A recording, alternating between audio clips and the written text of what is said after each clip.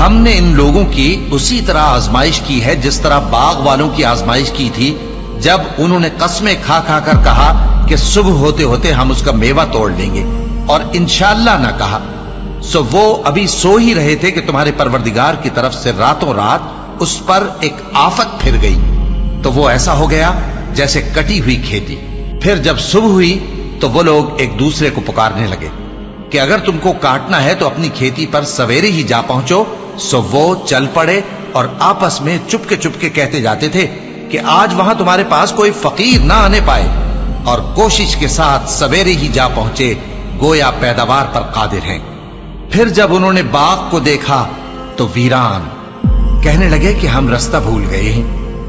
نہیں بلکہ ہم بے نصیب ہو گئے. ایک جو ان میں سمجھدار تھا بولا، کیا میں نے تم سے نہیں کہا تھا کہ تم تسبیح کیوں نہیں کرتے؟ دوسرے کہنے لگے کہ ہمارا پروردگار پاک ہے، بے شک ہم ہی قصوروار تھے.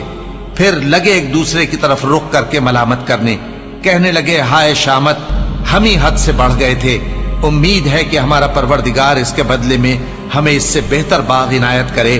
ہم اپنے پروردگار کی طرف رجوع کرتے ہیں. دیکھو عذاب یوں ہوتا ہے اور آخرت کا عذاب سب سے بڑھ کر ہوگا.